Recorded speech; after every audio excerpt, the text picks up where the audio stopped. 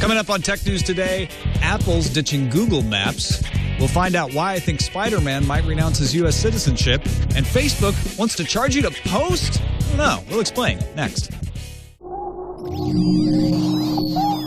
Netcasts you love. From people you trust.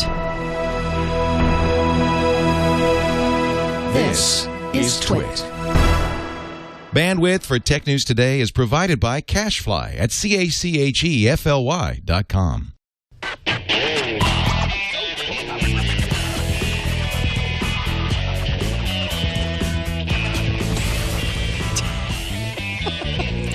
This is Tech News Today for Friday, May 11th, 2012. Tech News Today is brought to you by Squarespace.com, the fast and easy way to create a high-quality website or blog. For a free trial and 10% off your first purchase on new accounts, go to Squarespace.com, use offer code TNT5, and they now offer free domain registration with annual plan subscriptions. Welcome to Tech News Today. I'm Tom Merritt. I'm Sarah Lane. You're Chad Johnson. Yeah, and that's Shannon Morse. I'm Shannon Morse. Chad. You were going to just read I know that it's one? Friday and all. What happened? I don't know. My DDR kind of got frozen. Your Dance Dance Revolution? Yeah, Chad that was not dyed as his great hair as I and wanted. shorted out a few circuits last night. Dyed it right down into the brain. Man. We're very happy to have Shannon Morse from Hack 5 with us today. Welcome, Shannon. I'm so excited to be here. Congratulations on your Boing Boing posting for the pineapple. Oh, I was like, what? Like, what did I do? Did I win the Olympics? Thank you. Yes, it was very fun working with Boing Boing on that article. You didn't even know about it. Yeah. Yeah, Corey Doctorow posted about the pineapple, and you guys, you kind of sold out. Kind of, yeah. It's okay. There's more. You can always make more. Yes. Crunch all You you didn't want. sell out like uncool. Sold out No, like right. No. inventory. Not Yes, like inventory Sounds like wise. kinda Yeah, sold I out. Kind of sold out, like Bryan Adams. I got back like in the 80s. 15 emails this morning that were all like, "You're sold out. What happened to all the Wi-Fi pineapples?" And I was like, "Oh God, sorry." There I are more slept in. pineapples. Jeez. Okay. Everyone, Updated. keep calm and do all the good. thing. There will become more pineapple. We've got technology news for you today. Yeah, we do. 9to5Mac reports that trusted sources, and we like to make fun of anonymous tips like this, but actually 9to5Mac has a pretty good track record here. Their trusted sources say Apple will add their own map app to iOS 6. We should probably find out about iOS 6 at WWDC, so it won't be long before we'll know for sure. It would be similar to Google Maps, but cleaner, faster, and more reliable. With purchase of several companies, Apple has been building up their map developing capabilities. They bought PlaySpace, they bought C3 Technologies, they bought Poly9, and they have created a complete mapping database. So it's no surprise that Apple's been trying to move off the Google Map crack for a while. Yeah, I mean, when iPhoto came out for iPad, a lot of people noticed, wait a second, the mapping in iPhoto is using data from a company called OpenStreetMaps, which had a public API. So they were allowed to use it, although they didn't give them any credit. But it was clearly not Google Maps. And that was the first time that we've seen that from anything in iOS before. So obviously the rumors started to swirl around. Well, they wouldn't do that for no reason, just on this one app. Yeah. This is obviously a trend that we're going to see more of. Now, my big down the question is, okay, so apparently they've got a 3D mode that will be an option based on C3's use of declassified missile target algorithms. Yeah. Awesome. They've got a Street View mode, similar to what Google does on Street View. I'm sure they'll call it something else. But are they going to contribute this back to Open Map Project? Or are they going to switch off of Open Map Project, which is what they used in iPhoto, and go to their own proprietary thing? That's a good question, and I kind of hope they go for open maps I would because, love you know, that. it's open source, and that's totally awesome. What I'm really excited about is that 3D technology. I mean, just judging from the C3 Technologies video of the Hoover Dam, that 3D map, so cool. I mean, it just looks completely realistic, and it's very smooth. And It looks like a technology looks flyover. It amazing. looks like yeah, they've rented it a looks helicopter, like a flyover. but it's rendered. I kind of worry about how is this going to be relevant to somebody that's trying to go from point A to point B. They're obviously not going to be able to use that 3D technology as much as just a regular map. Well, there is a regular map involved too. The 3D layer, I guess you could call it, is. It remains to be seen how they'll bundle that in, but it's something that you could toggle on and off, probably yeah, I guess they in would certain include places. it like on that little flip over page. Yeah, that's what 9to5Mac was suggesting, is it might be buried back there. Money 2004 in the chat room says, wait a minute, Apple's copying Google? Google should sue! They'll destroy them! Yeah. But it is maps. I mean, it is, yeah. Not like Google invented maps. Google didn't The invent Street View maps. thing, though.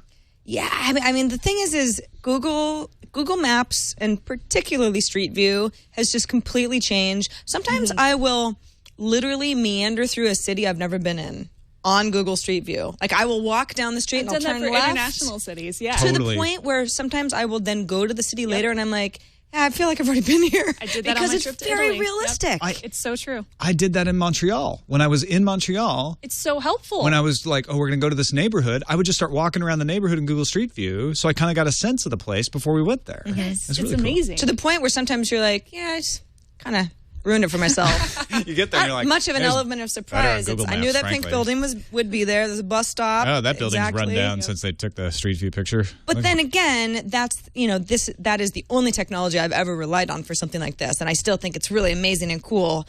I would like to see.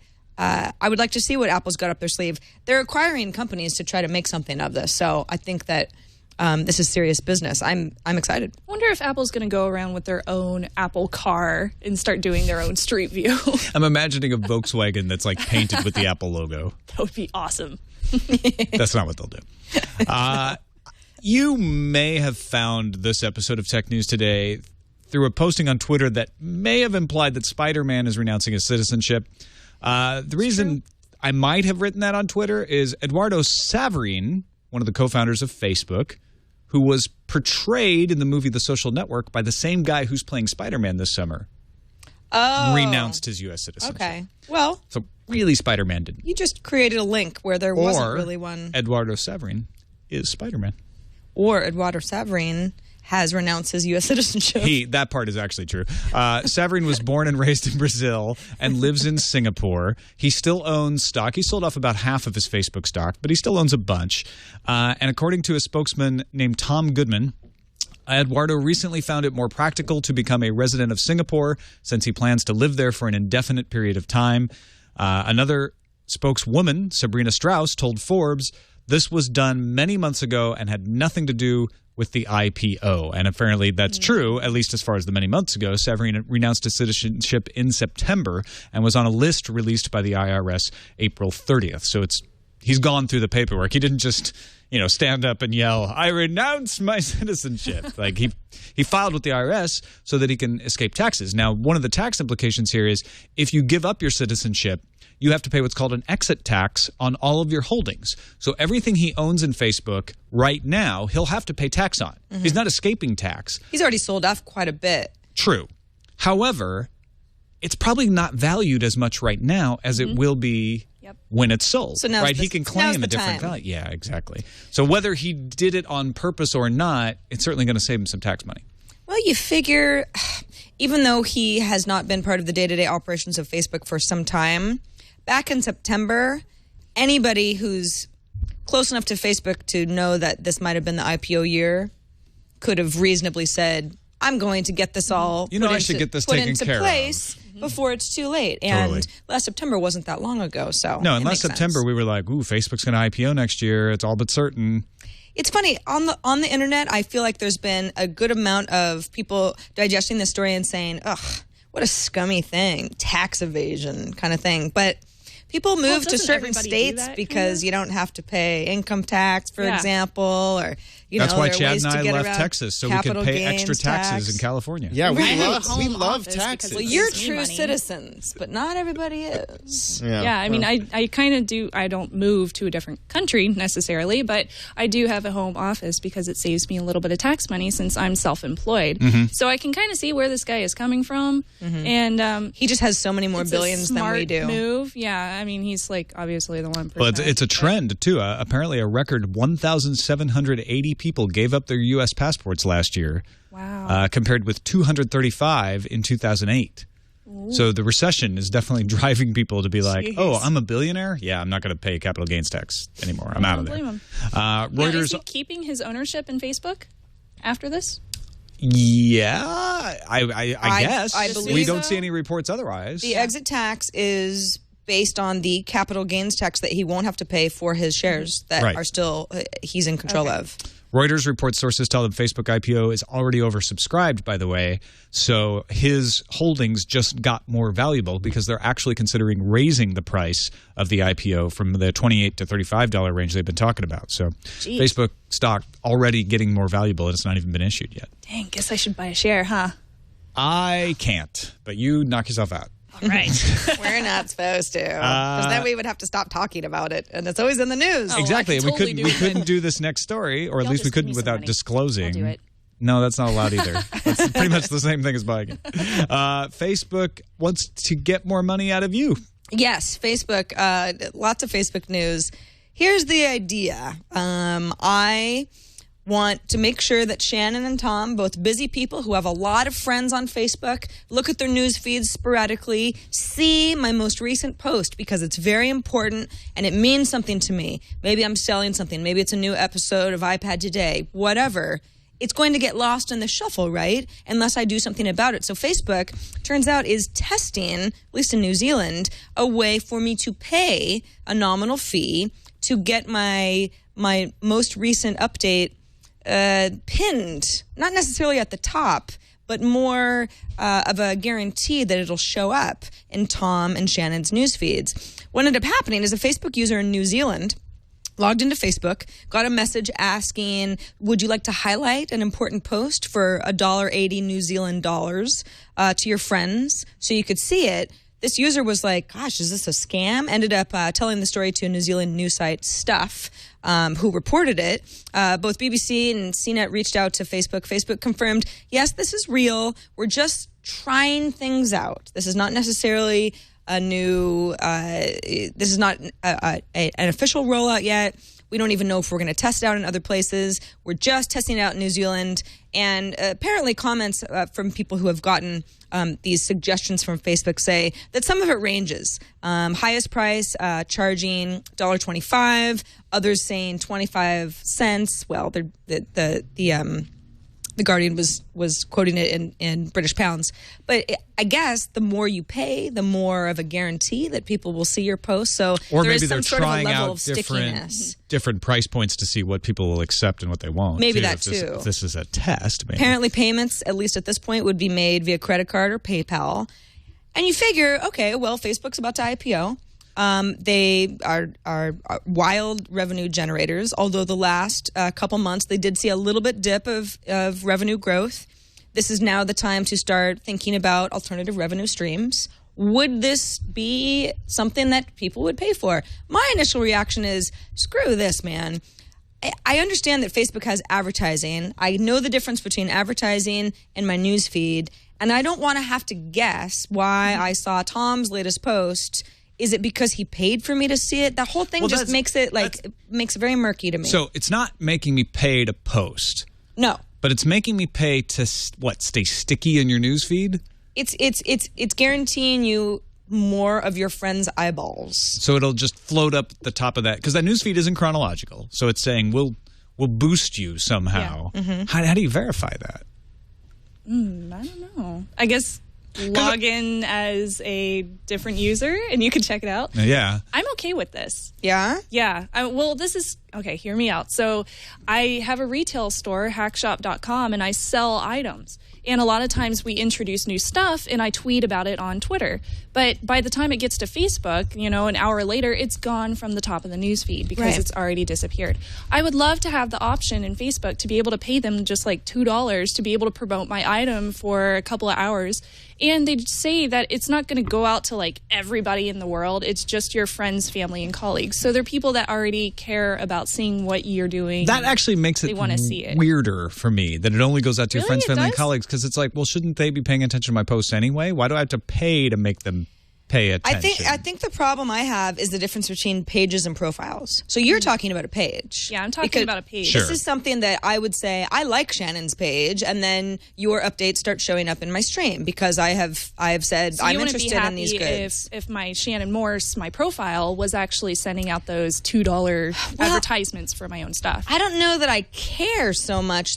But the thing is I feel like pages and profiles are different. A page is more of a brand, whether it's a personal brand or a company brand or a store, that sort of thing. And if I like something, then I'm saying, yeah, I want to get regular updates about whatever it is that you're doing or selling. But when it turns into a profile, then I feel like it's going to encourage people to friend people that they don't know, so their reach is greater when they decide to promote stuff. And that just feels like that's not their way to use Facebook, in my opinion. I wonder because if then I end up having friends of friends that I definitely don't know.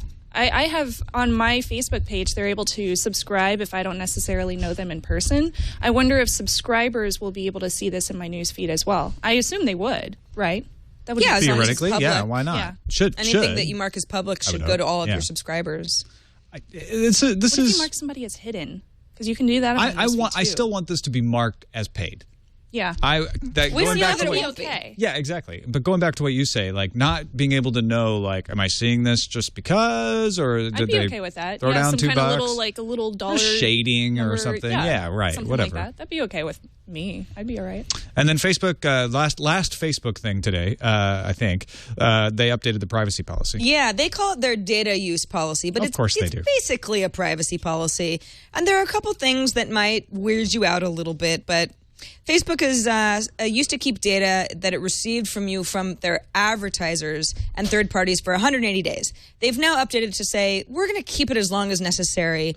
Aaron Egan, who's the chief privacy officer over at Facebook, says, as an example, hey, Zynga tells Facebook who their top scoring players are in order to target them with ads. Facebook erases that information as soon as the ad campaign's over. That's not going to change. But let's say Zynga wants to post information about all of its top scoring players. Facebook isn't going to take it down within 180 days because it kind of breaks the system. Other thing Facebook has done is made it clearer that it will display ads to you outside of Facebook based on your info. They used to word it as, we will advertise to you in a social context sense outside of Facebook if it applies. And now they're pretty much saying, listen, everything you do and say on Facebook can be used to serve you ads outside of Facebook, whether it's social or not, because the lines are grayer than ever. More reasons to track everything. You do. Yeah, this is, it sounds bad, but in a way, I don't think Facebook is doing anything differently. They're just wording it so They got flexibility. Yeah. right. Yeah. They're not actually changing anything that they do. They're just making it clear that they have power.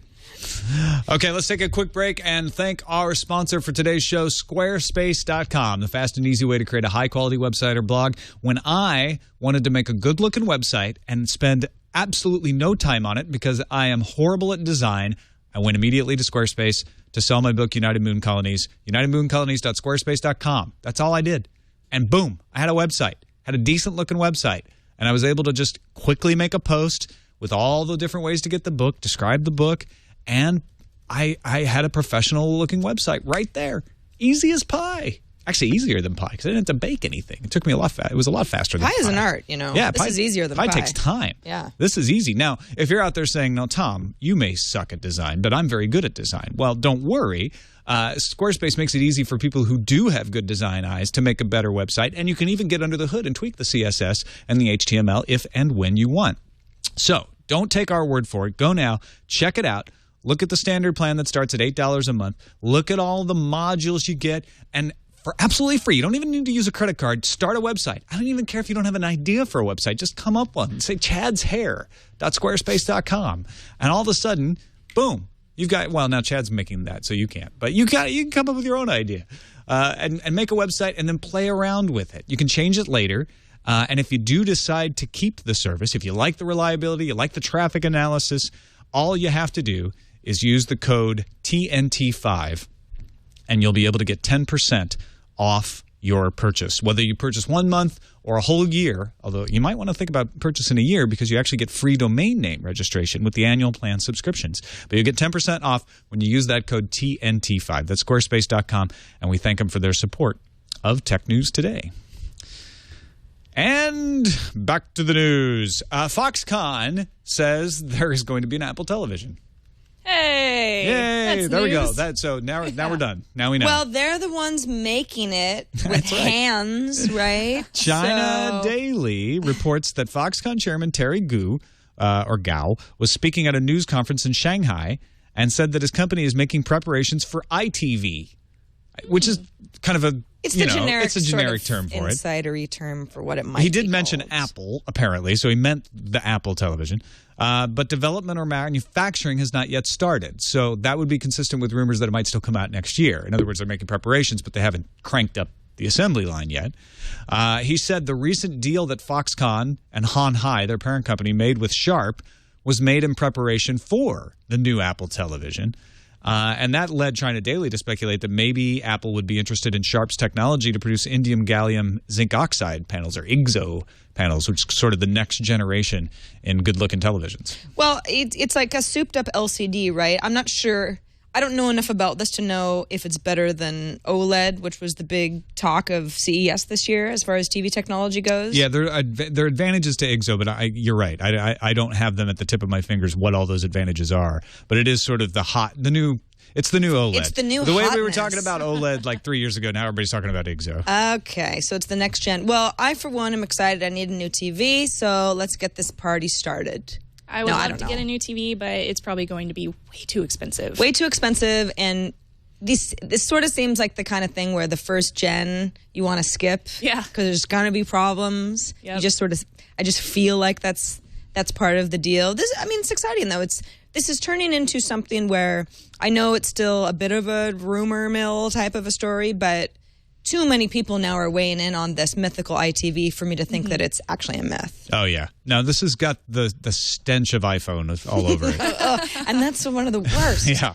Oh, man. Like glue. Like sulfur and eggs. Plastic. It's not true. I think I want to talk about Aereo again. no. If you haven't, no, but they're in court now, so there's a reason to talk about it. Aereo is a startup backed by Barry Diller. Barry Diller, who brought you Fox back in the day. Thank him for The Simpsons. Wants to rent you a micro antenna and a tuner and a DVR over the internet. So the idea is he's got this technology, or at least the company he's backing, Aereo, has this technology that allows you to have not unlimited, but hundreds of thousands of antenna in a very small space. But you can assign each antenna to an individual person. Mm-hmm. So essentially, they're saying, look, what we're doing is we're hooking up an antenna to a big, long extension cord called the internet, and then you, like you could do with a Slingbox, can watch television off that antenna anywhere you go, as long as you have an internet connection. It sounds legal to me. Yeah, television networks don't like it so much. In fact, all the major networks, all the major broadcast networks have taken Aereo to court. Aereo has filed a countersuit. The question is whether this is retransmission or rebroadcast. In 2008, the Second Circuit Court of Appeals upheld Cablevision's right to remotely locate a DVR and do a similar thing. The appellate circuit determined that this was not a public performance, but that dealing with the DVR was not a transmission of programming. Now, the difference here is Cablevision had the right to retransmit programming because it is a cable company. They have made those deals and say, we have the right to retransmit programming. So it wasn't about retransmission in their case. It was about public performance because of the recording. The court said, well, the recording's not a problem. And since they have the rights to actually broadcast it in the first place to houses, we're not going to call this as a problem because each DVR, even though it's remotely located, can be connected to each individual person. Well, the argument that the broadcast networks are making is that this is retransmission because they don't have the rights to take this over-the-air broadcast and retransmit it over the internet. Aereo's saying, look, it's free. It's over the internet. All we're doing is renting an antenna. What muddies the waters is Cable Television's Consumer Protection and Competition Act of 1992. Mm-hmm. That requires cable systems to carry local channels. You think, oh, that's a great thing, right? It also allows those local channels to say, you have to pay me or you won't be allowed to carry my channel, which is very confusing. They're telling the cable companies this. Yes. So on the one hand, it says cable companies, if the local channel says you have to carry them, you have to carry them. You can't turn them down, with certain exceptions. And yet it also tells the local channels, like, you can opt out of that must-carry rule if you want to charge them. And that's where we get these fights like what happened last year with Fox in New York. Where blackouts. They're like, well, we're not going to allow you to recarry us, et cetera, et cetera, et cetera. So today, the news is out from the court that Matt Bond, Executive Vice President of Content Distribution at NBC Universal, said it makes little economic sense for cable systems and satellite broadcasters to continue to pay for NBC content on a per-subscriber basis, when with a relatively modest investment, they can simply modify their operations to mirror Aereo's individual antenna scheme and retransmit it for free over-the-air local broadcast programming. Passing the savings along to us. It would ruin our business if they passed the savings along to you. Yeah. Is essentially what he's saying. Right. It's funny because you read this and it's like, I understand that quote to him is like, and this is the worst thing ever. But everybody else were besides the other executives. It doesn't make it illegal. No. If I can go and put up an antenna and hook it up to a sling box and send it to myself, why can't someone say, I'm going to hook up an antenna, hook it up to a sling box, and rent that to you, and only you get to use it? Mm-hmm. The argument seems to be as follows. These are the arguments they made in their filings to the court. We have a business model built on law that got passed in 1992, and this would undermine it. I don't think that makes it illegal, but that's essentially what Bond was saying in his quote. If it undermines that business model, we can't pay the sports leagues the huge fees they require to carry programming because we won't make huge fees on retransmission, which means athletes might not get paid millions of dollars. Oh, no. How sad. And that could be horrible for our economy. They spend a lot on chains and food. And it's not just athletes, equipment. The National Football Association. Yeah, that's actually not. That's NFL, different. Yeah, football league. You know what I mean. But I mean, it's all the people involved. It's like, well, there's just a lot less money being exchanged for things like, hey, we want to carry Sunday Night Football for the next 9 years, type of thing. Argument 3: we won't make immediate money off people watching not the internet because we use 1970s technology to get ratings and charge for ads. In other words, they're saying there's no way to rate people on the internet, and so this should be illegal. Well, that doesn't make it illegal. Just because you haven't got Nielsen to rank the rating of me watching it on this screen versus that screen over there doesn't make it illegal. And question number 4, or argument number 4, if people can watch TV on the internet-connected screens, they'll stop using Hulu, which would stop us from artificially delaying the stuff that we want you to watch. Because there would be competition. On my internet device, which is somehow different from that screen over there for some reason, I would not be able to watch the horrible crying daughter and mom commercial over and over again. Oh, my gosh. Somebody make it stop. And then argument number 5, pirates. I don't really understand the logic behind It's because in his mind, he was like, it's just known that the internet is an insecure place. So, piracy is just going to overtake all these cord cutters. We've never had to give evidence of the damages of piracy till now. We're not going to start. No, we haven't. See, okay, I think this whole Aereo thing is very cool. I don't know if I would necessarily use it because, I'm a cord cutter and I'm happy with Netflix and the free Hulu on my PC. And I'm building a home theater PC, which is going to be freaking epic. But as far as Aereo goes, I think it's a great step in the right direction. And eventually, cable will die out, and this is where it's headed. Yeah, it is sort of inevitable. Yeah. It's whether we can have a long legal battle that retards progress or whether we can get there a little faster. And Barry Diller's backed company is trying to get there a little faster. Yeah. Frankly, I don't think this should be illegal. The problem is none of the arguments that were in the stories that I read today have anything to do with legality. They all talk about the business model and the economics of it. Mm-hmm. And a lot of them are just ridiculous arguments. Mm-hmm. There may be some real legal reasons why this becomes retransmission, but I didn't see any of those arguments. Matt Bond even said something like, you know what this will lead to? Cord cutting. Yeah. Like it's a bad... Like that should be against the law. That's what's going to happen. People are going to cord cut. Is that what you want? If you allow... Yes, absolutely. It's awesome. If you allow these gas-operated cars, no one will buy horses anymore. This is going to lead to horse cutting. Do you understand how many people are employed by the horse industry? Yeah. You can't do this to us. We are rich. Yeah, exactly. That's pretty much it. Right. You can't do this to us. We are rich. And finally, in a slightly related story, John Wiley & Sons, one of the first publishers to try to sue pirates because people are downloading unauthorized copies of the For Dummies books on the internet, got a court to issue a subpoena for ISP records, and Verizon is refusing to hand over the personal details of the accused subscribers. Verizon told Wiley that they're demanding information for improper purposes. They believe it is to harass and cause unnecessary delay or needlessly increase the cost of litigation. They doubt whether the subpoena would lead to the discovery of relevant information. and they doubt that the person who pays for the account is also the infringer in these cases. This follows hot on the heels of a decision we talked about last week about Judge Gary Brown saying that an IP address is not a person. That's right. Yeah, that is right. I'm assuming they're talking about public IPs here.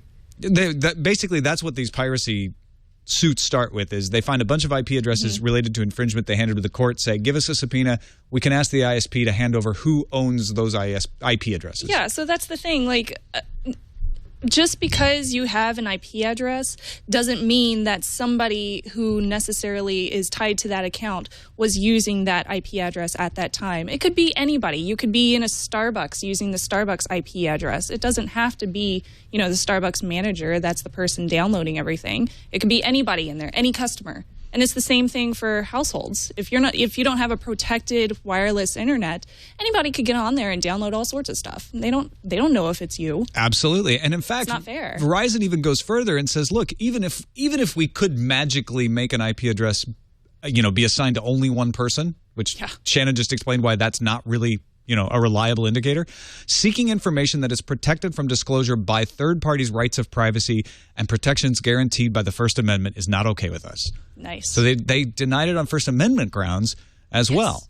Of course, Wiley has asked Judge Catherine Forrest to compel Verizon to respond. I guess that means they put their hand up against Verizon's forehead. I've seen them do that in vampire shows. The power of the court compels you to hand over those IP addresses. Wiley is only asking for 10 accounts, so they can't get out. Time Warner objected on these similar grounds, but one of the reasons they were able to object is because they were being asked for like thousands of identities at once.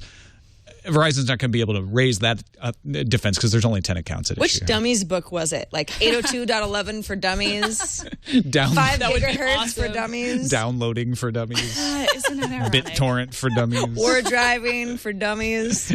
Here's how you do it. Yeah. Okay, let's move on to the news fuse.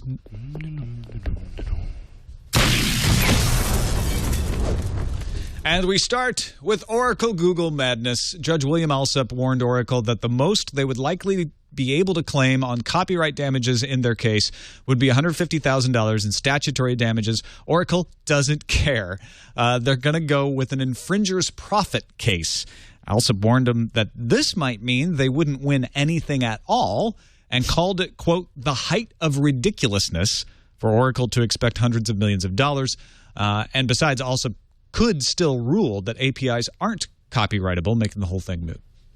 NVIDIA's stock took a jump, leveled up really, after the company predicted Q2 sales will exceed analysts' estimates, partly due to optimism over selling Tegra 3 powered tablets for smartphones, tablets, and Windows RT devices. CEO Jen Osun Huang said that demand was much greater than supply for its GPUs, which could be bad news if it can't work out supply chain issues with TSMC. But Panasonic had a much worse day, announcing revenue down 10% compared to last year, a loss of 772 billion yen.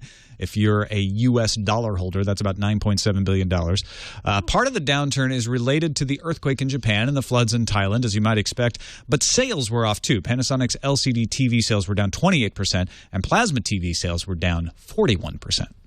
Looking for cheap cloud storage? Yeah, you have quite a few choices, but The Verge reports Droppler has announced something called Droppler Pro, which gives you 1 gigabyte uploads and 100 gigabytes of storage for introductory pricing of just $3 a month or $30 a year.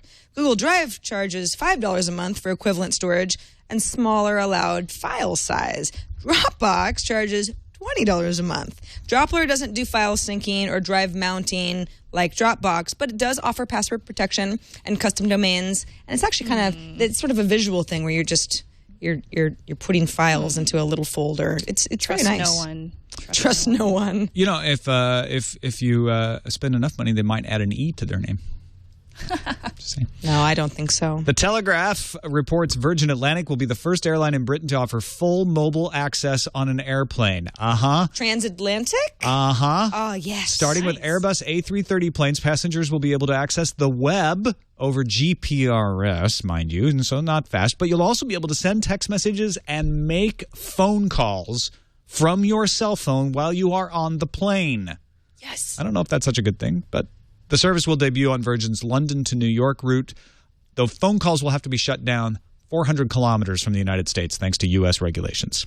Also, no devices during takeoff and landing still, but that's de rigueur. Do you know how awesome that would be? Because I'm one of those people who can't sleep on planes. Can't do it. Can't be done. Well, unless I not for the phone call class. parsing, but for the surfing part. Yeah, just give me something to do. I mean, I know I can load up on movies GPRS is good enough for stuff Twitter, like that. right? Yeah, just I mean, GPRS is. I can sit in one place for pretty 11 slow. hours on the internet. Not a problem. Have you used GPRS in a while though? I understand. Remember, it's not that's when the ideal. iPhone goes a circle, like when Edge craps out. I That's- know. Yeah. If I had it, I would use it, and I wouldn't complain. I would too. It's better than You the would complain. alternative. I guarantee you would complain. Why isn't this loading? It's better hear than it now. being like the Ambient isn't working. I'm just sitting here watching everyone else Better than you sleep, and I have sleepwalking 6 around the hours to plane go. on Ambien. That's true. It's better than that. Why is this woman slicing peppers in the bathroom? I have Emergency no idea. landing in the middle of the Atlantic. That woman is on Ambien. Alex Stamos, CEO of iSec Partners, has received $9.6 million to develop Artemis Internet, a generic top-level domain meant for banks, healthcare providers, and other groups who want to avoid malware and phishing. Artemis has applied for the domain .secure. To use a .secure address, a company would have to agree to abide by stringent requirements, including offering end-to-end encryption and to follow a strict code of conduct and undergo rigorous screening. Shannon's just- doubling over with laughter. Vegetables Okay, only for dot you. secure. That's just asking for hackers. Like, please hack me. Would you mind hacking? That's a Been terrible dot idea. unsecure pwn. .pwned will be my new generic TLD. Let's check the randomizer. I don't know why I say check the randomizer. It's like I'm looking at a little machine and it spits out Apple's Siri. When you ask it what the best smartphone ever is, says the Nokia Lumia 900.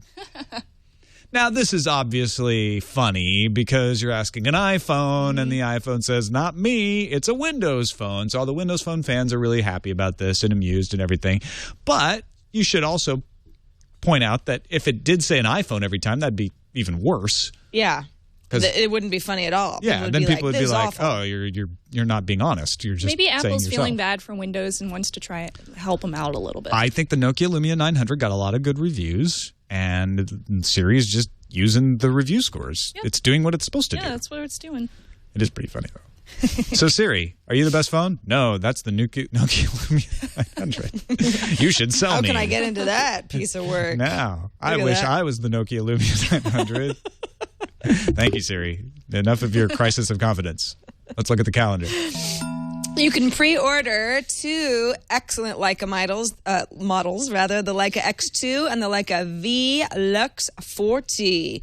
You know, it's funny. Leica they always look pretty simple, but boy, are those nice cameras. Beautiful lenses, sensors. And they're gorgeous, too. They're I mean, for the camera they're for the itself. serious. Yeah. It's like a piece of art. Adobe Creative Cloud is now available for $50 a month. It's including access to Creative Suite 6 and Adobe Muse. The United States Postal Service has announced something. Starting May 16th, they will not ship any gear containing lithium-ion batteries overseas. Ooh. That means things like tablets and phones and lots of devices that Stuff use from the lithium-ion. Hack 5 store. The Postal Service has pretty so good battery reason, packs? though. Believes combusting power packs have caused 2 fatal cargo plane crashes since 2006. Hence the ban, better safe than sorry type of a thing. Depending on what headline you read. I read one this morning that was, U.S. Postal Service will no longer ship iPads to troops. That's so... So, yes, that I guess applies, but it's not about the troops not having iPads. They won't ship an iPad to anyone overseas. They don't want a battery to kill people. Yeah. That's, And the combustion You problem can mid-flight. use UPS or DHL Yes. or, It's more Yeah, but expensive. So international, it they're like implies that $70 USPS might not have their stuff together on shipping lithium-ion batteries somehow, and they need to figure that out. So I'd Right. rather have them figure that out than explode more cargo planes. Exactly.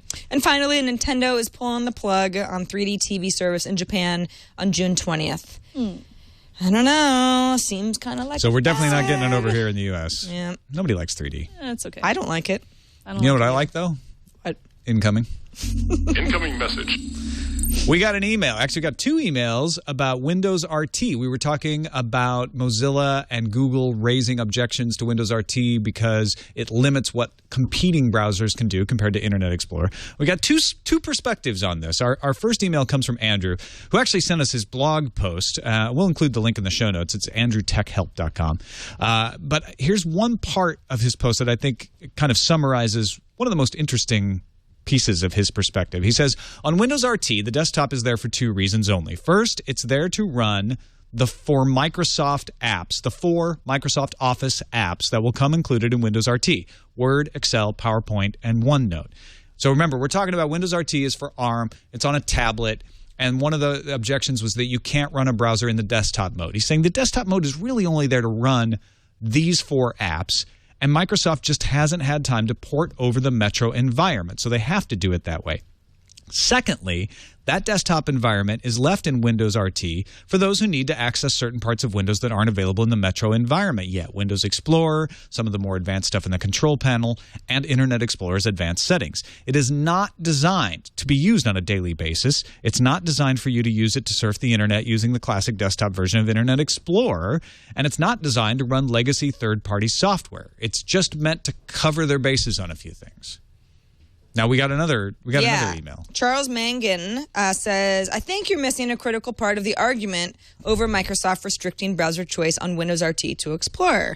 The difference between an RT tablet running only IE and an iPad, say, restricted to Safari for the most part, is that Safari is at least a standards-based compliant browser.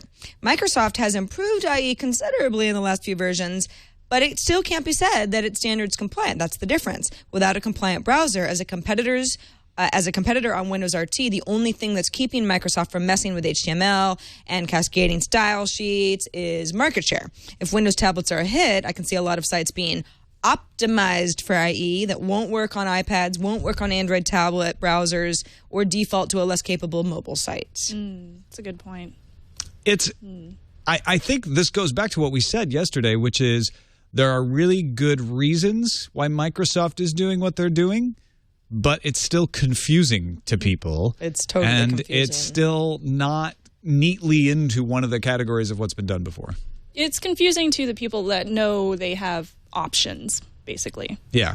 I mean, if I am a total noob and I buy a Windows RT tablet and I get into that desktop mode because I launched Excel, I'm going to be confused. I'm going to be like, I have the whole Windows here. What else I can't do anything. But I have Internet Explorer. So even if it's not meant to do that, people are going to end up using it that way, possibly. And it's just not very elegant. I think we should all use Firefox and Chrome. It's the answer. Yeah, but Firefox is like, our Firefox isn't going to be very good because we can only design it for Metro and we don't get all the APIs. Chrome just sucks. Honestly, I think we should buy Intel-based tablet. If you're gonna buy a Windows tablet, buy it with Intel in this case. Yeah. Because then you get the full desktop. Right. Yep. Don't buy Windows RT. It's confusing. I mean, the more we talk about it, the more it's like, no wonder people just have all sorts of different opinions because it is just confusing.